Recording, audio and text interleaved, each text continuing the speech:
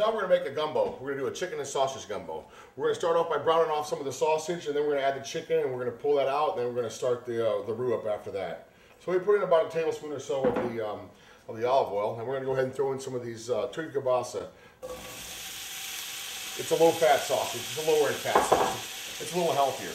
So we're going to go ahead and brown this off for a couple of minutes, get a good brown, have it render some of the fat. We'll pull that out, we'll brown off the chicken, and then we'll start our roux. Okay, now it's been a couple minutes. We went ahead and got this sausage. It's good and browned off right now, as you can see. And I'm using a 16-quart stock pot. That's about 4 gallons. You maybe get by the 12 or 3 gallons because you want to have a lot of room to work with when you're making this. We're going to probably make about 2 gallons of soup when we're done. So now we're going to pull out these sausage pieces, and then we're going to put the chicken in and brown that off. We're going to save this for later and add it in at the end.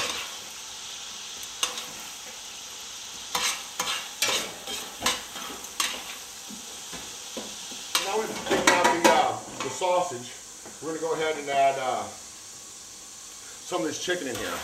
It's about 6 breasts. They're boneless, skinless breasts. That's a little bit less fattier. It's a little bit more healthy. It's going to go with that turkey kielbasa, which has got about 1/3 less fat, to make it a little bit healthier alternative to our gumbo. All right, so now we're just going to brown these breasts here. Just put one side in, and we're going to go ahead and get that in the grease we had for the renderings from the sausage. And then we're going to turn these breasts over. Just brown them. We don't have to cook them. We're going to add them later to get plenty of cooked. We're just going to try to take a little bit of flavor, a little bit of fat out of the breast, although there's not a lot of fat. But if you're using thighs, they have a significant more amount of fat and flavor. So now we got these. So we're going to go ahead and let them brown for 2 or 3 minutes on each side. We're going to pull them out. We're going to start our roux. Now it's been two more minutes. We're going to go ahead and pull these chicken breasts out here. We're going to throw them in with the sausage. Now, no, they're not done. They're just browned lightly. In some parts, not even brown at all. But we're going to go ahead and pull these out. And we're going to put these in a little bit later. And we're going to start the roux. Now, it's going to be a little tricky. There's a little bit of water in here from the roux. But since I'm not using a cast iron skillet, and we're going to use this big, heavy stock pot, I'm not going to really make a tawny, really dark roux, which is really, I think most people in New Orleans know how to make a roux or a tawny roux. It takes a little bit longer to do a tawny roux. You got to stay over the pot a little bit more. So we're just going to make a nice golden brown roux, making sure not to darken it too much. We're going to keep the renderings in here. We're going to have 1 cup of oil, and we're using our Tuscan garlic oil, which is going to give the roux a little bit more texture and flavor. Or you could use a light olive oil or extra virgin olive oil, canola oil, whatever oil you like. Then we're going to go ahead, we're going to start this roux with a cup of flour. So now this is where the roux is going to start in. We added the oil, it's pretty hot right now. We're going to add a cup of flour. I'm going to add about half of it, whisk it, and the other half, whisk away probably 5 to 10 minutes, maybe as long as 20 minutes, till it locks up and gets a nice golden brown, making sure not to get it too dark.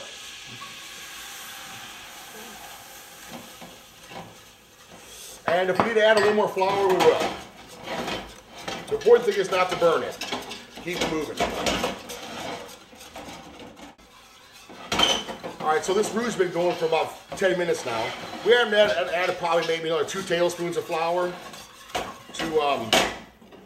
and as you see, it's boiling. It probably shouldn't be this hot, but I got a close eye on it. I'm scraping all the stuff off the side that's burnt. That's going to be some more delicious flour. So now this is starting to thicken really nice.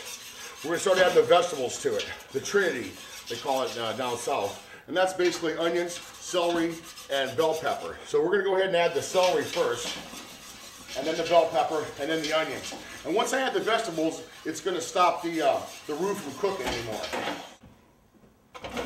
All right, it's been a few more minutes now, and the roux is looking really good. It's not burning. It's starting to turn a little golden brown. It's not going to be as dark a gumbo as some might have. If you have a cast iron skillet or a little bit more patience, you can probably get this a little bit darker. But we're making sure not to burn it. We got the flour good and cooked out.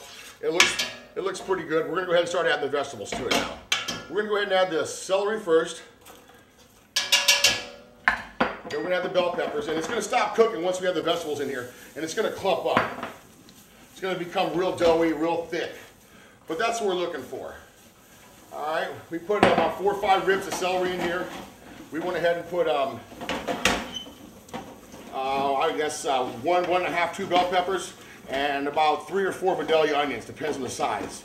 So we're going to go ahead and work these together like this. And it's gonna thicken up real good. We're gonna let it cook for a few more minutes. It's actually, the roost's probably stopped cooking.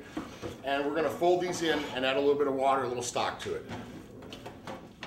So now it's been just a few more minutes and we've stirred this, our little trinity here. We got that and the roux looking really good together. It's starting to stick a little bit. So now we're gonna add a little bit of our stock. Now you can add chicken stock or vegetable stock, but since we're gonna add a little bit of water to it. And then we're going to add a little bit of chicken base. It's a little bit cheaper than buying cans of the chicken stock. Now, I know it doesn't look like much right now, but we're going to stir it up, and it's going to start to take on some texture and some color here in a minute. So that was 1 gallon of water, and I'll probably use about 1/3 cup of chicken base, to make my chicken stock. We're also going to add 2 tablespoons of our Italian seasoning, and 2 teaspoons of black pepper, and 3 bay leaves. We're going to have 3 of them. We're going to count them, make sure we get 3 of them out on the backside. So we're going to go ahead and give that a stir, and I'm going to add a little bit more chicken flavor to this, and in about 20 minutes, when we bring it up to a boil, we'll bring it down to a simmer, let it sit for about 1 hour, and then we're going to add this chicken and sausage back to it, and have it simmer fry for another hour. So now we're adding a little bit of chicken base.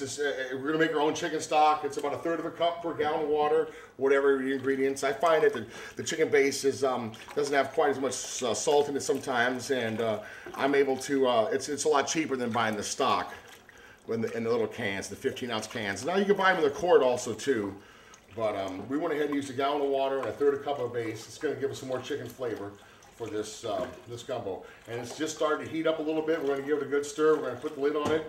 Probably give it about 15 minutes, get it to a rolling boil, and then we're going to reduce and simmer for about 1 hour, and then we're going to add this back in. We're going to go ahead and sit this in the refrigerator right now so we can keep it out of the danger zone. And now it's been about 15 minutes, so we're going to go ahead and reduce the heat. So now we went ahead and we're getting ready to add the sausage and the chicken back into the gumbo. All these delicious flavorings we're going to add back in. Let it cook for about another 45 minutes or so. And then we'll taste it, and salt and pepper to taste after that. Go ahead and kick it down to a medium-low heat. So now it's been about 1 hour and a half, 1 hour and 45 minutes. Everything's been added in, and right now we're going to go ahead and stir and get a little flavor for salt and pepper, because we're going to do that to taste. So we're going to go ahead and just get a little, wow, that almost doesn't need anything. We're going to give another couple teaspoons of salt, maybe another 2 teaspoons of salt. Probably wasn't going to go very far in a 2.5 gallon batch. You can half this batch, it's too much. We got a lot of hungry mouths to feed around here. Plus, we go ahead and save this in a day or two. This is going to be more delicious than it was today.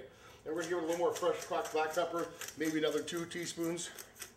But that's it. We don't want to go ahead and get too salty or peppery, and we're going to give that a stir. We're going to go ahead and probably shut this off. We're going to let it coast. We got some rice coming up on the way. We're going to go ahead and get back to you in about another 15 minutes.